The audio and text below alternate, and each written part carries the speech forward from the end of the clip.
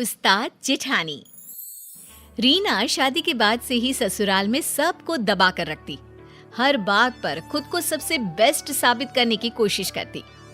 क्या माँ जी, देवर जी की शादी है लेकिन आपके बस की नहीं कि बाजार से एक रुमाल खरीद कर ला सके। भाभी, मम्मी ने हम लोगों को बड़ा कर दिया, शादी ब्याह सब हो गया। तब तो आप नहीं थी ना, जो आज माँ को ताना दे रही है। एक तो तुम लोग यहाँ आती हो, फिर मेरे और माँ के बीच लड़ाई करवाती हो। अरे सही तो बोल रही है मेरी बिटिया। घर की बहू हो और 4 काम करना पड़ गया, इसमें क्या होशियारी दिखाना। अरे करना है तो करो, नहीं तो। बस ये सुनकर रीना का तांडव शुरू हो जाता है।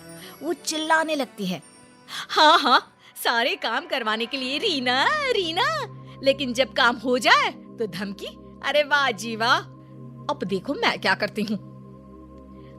घर पर छोटे देवर की शादी, ऊपर से भाभी नाराज। अरे रीना बहू दिखाई नहीं दे रही, उसे बोलो छोटी बहू के घर जाकर उन लोगों से पूछ ले, कोई काम की जरूरत तो नहीं है। लेकिन रीना बहू हो तब ना। पापा, भाभी तो मायके चली गई, ये कहकर गई है कि शादी में भी नहीं आएंगी। अरे ये क्या बात होती है, समाज क्या कहेगा।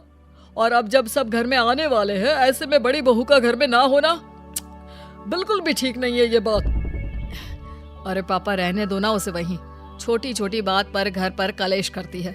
सोचती है खुद किसी को कुछ भी बोले लेकिन उसे कोई कुछ ना बोले। ऐसा होता है क्या? अरे फिलहाल तो बहू को मना कर लाना जरूरी है। ड्राइवर से बोलो कार निकाले, हम खुद जाएंगे। घर के सभी लोगों को बहू पर गुस्सा आता है। जो आदमी अपने उसूलों के आगे किसी के सामने नहीं झुका, वो कल की आई एक लड़की को मनाने जा रहा है। पता है ना माँ, पिताजी को समाज, परिवार और आस पड़ोस की कितनी परवाह है। पापा सबके सामने मिसाल कायम करके खड़े हैं कि उन्होंने पूरा परिवार बांध कर रखा है। ऐसे में भाभी नहीं होंगी तो पापा की प्रतिष्ठा में उंगली तो उठेगी ही ना। ये भाभी की जीत नहीं, सबसे बड़ी हार है, हार। उधर मायके में रीना की माँ, अरे बेटी क्या बात है, इतने पैसे वाले लोगों को घुटने में ले आई तू। देख तेरा ससुर कैसे गाड़ियों का काफिला लेकर आया है हम लोगों के दरवाजे। अरे माँ बस बहुत हो गया इन लोगों का नाटक। अब तो देखो वो जो इन लोगों का दूसरा बंगला है ना, देवर की शादी के बाद वहां जाकर रहूंगी मैं, देख लेना।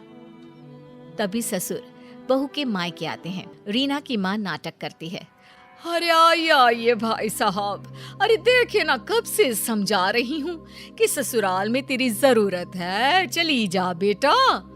लेकिन पता नहीं क्या बात मन को लग गई है, आई तब से रोए जा रही है। ससुर जो बहू की माँ की हरकतों से अच्छे से वाकिफ थे। देखिए वो सब हम बाद में देख लेंगे, हमारे घर का मामला है।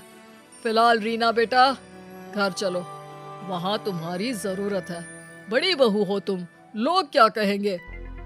देखिए पिताजी, आप खुद आए हैं तो ठीक है, मैं चल रही हूँ, लेकिन मैं साफ साफ कह देती हूँ, देवरानी के आने के बाद मैं उस घर में नहीं रहने वाली। वो तो तुम्हें बोलने की जरूरत ही नहीं है। मैंने पहले ही फैसला ले लिया है कि मैं तुम्हें दूसरे बंगले में शिफ्ट कर दूंगा। छोटे की बीवी और वो हम लोगों के साथ रहेंगे। रीना को तो मानो मन मांगी मुराद मिल गई। तो फिर ठीक है ससुर जी, चलिए चलते हैं। रीना ससुराल चली जाती है और अच्छे से शादी हो जाती है। छोटी देवरानी जैसे ही घर में कदम रखती है, हाय रे, न जाने किसके अपशगुनी पैर हम लोगों के घर पड़े हैं। बत्ती ही चली गई, करो अब अंधेरे में सारी रस्में।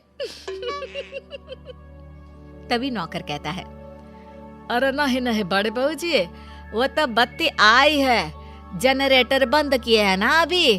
छोटी बहू के तो पैर बहुत ही सगुन वाले हैं। अरे 2 दिन से पूरा मोहल्ला अंधेरे में डूबा था, अब जाकर लाइट आई है। अरे हाँ ठीक है, ज्यादा बोलने की जरूरत नहीं है। नौकर हो, नौकर की तरह रहा करो। देख रीना, हम लोगों के घर हमेशा से इतना पैसा नहीं था। तेरे ससुर ने बहुत मेहनत से कमाया है। नौकरों से अच्छे से बात किया करो, ये हमारा परिवार ही है। हाँ ठीक है, वैसे मेरे मायके में नौकर चाकर रहे नहीं, लेकिन सब जानती हूँ कैसे बात करनी होती है इनसे। नौकर मुंह लटकाकर चला जाता है। अरे देवरानी जी, कुछ बोलोगी भी कि बस ऐसी ही सबको घूरती रहोगी?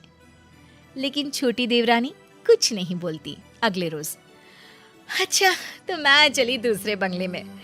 यहाँ सब आप लोग आराम से खुशी खुशी रहो अपनी नई बहू के साथ।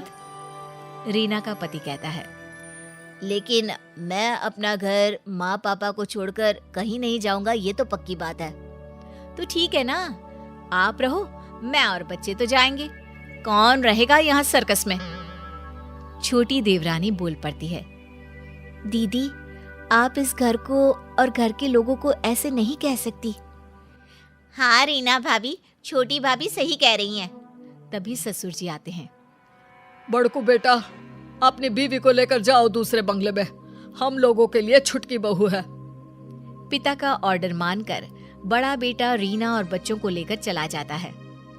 आज सब कान खोलकर सुन लो, वो घर की बड़ी बहू है, बड़ी ही रहेगी। समाज में, परिवार में, हर जगह उसे हमारी बड़ी बहू के नाम से जाना जाता है। लेकिन एक बात ध्यान से सुन लो, कोई भी उससे गलत व्यवहार नहीं करेगा। अब क्या था, जेठानी रीना आए दिन घर आती और अपनी देवरानी को खरी खोटी सुना जाती। इन लोगों को जो तुम बहुत अच्छा समझ रही हो ना, अरे मैंने कैसे कैसे 5 साल काटे हैं मैं ही जानती हूँ। अरे मैं तो कहती हूँ तुम भी इन लोगों को मुंह मत लगाना। देखिए दीदी, अभी तक तो मेरे साथ सब ठीक है, जब कुछ होगा बुरा तो बता दूंगी। अरे मैंने तो इस घर को घर बनाया है, वरना जब मैं शादी करके इस घर में आई थी ना, पूरा घर ऐसे लगता था जैसे चिड़ियाघर। सास को तो किसी चीज का सहूर ही नहीं था। ठीक है ना दीदी, अब देखिए आप नहीं है, लेकिन घर माँ जी ही तो चला रही हैं।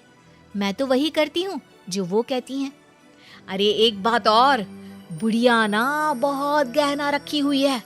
अब मैं तो यहाँ हूँ नहीं, तुम ही देखना कहीं ननद ही सारा गहना ना चंपट कर दे। वैसे कायदे से तो बेटी का ही गहना बनता है ना दीदी, हम लोगों को वो दे दे, प्रसाद समझकर रख लेंगे। आखिर सास की यादगिरी भी तो बहू के पास होनी चाहिए ना। अरे पता नहीं तेरी माँ ने तुझे कोई संस्कार ही नहीं दिए। अरे इन लोगों को जानती नहीं है तू। तभी ससुर वहां आ जाते हैं और छोटी को डांटने लगते हैं। छोटी बहू, मैंने तो तुम्हें अच्छा समझा था, लेकिन तुम भी। नहीं पापा जी, मैं तो सिर्फ दीदी से बात कर रही थी।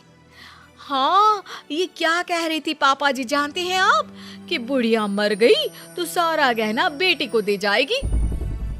मैंने कभी नहीं सोचा था छोटी कि तू भी ऐसी निकलेगी। तभी वहां सास और ननद आ जाते हैं।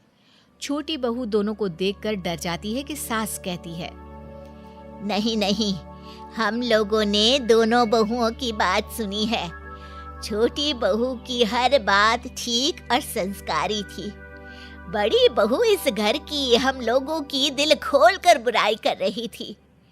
जेठानी जैसे भी क्यों ना हो, जरूरी नहीं कि देवरानी भी वैसे ही निकले। हर एक के घर के अपने संस्कार हैं। बड़ी, तूने अलग घर ले लिया है, अब यहाँ का रास्ता भूल ही जा तो अच्छा है। छोटी सास की बात सुनकर चैन की सांस लेती है।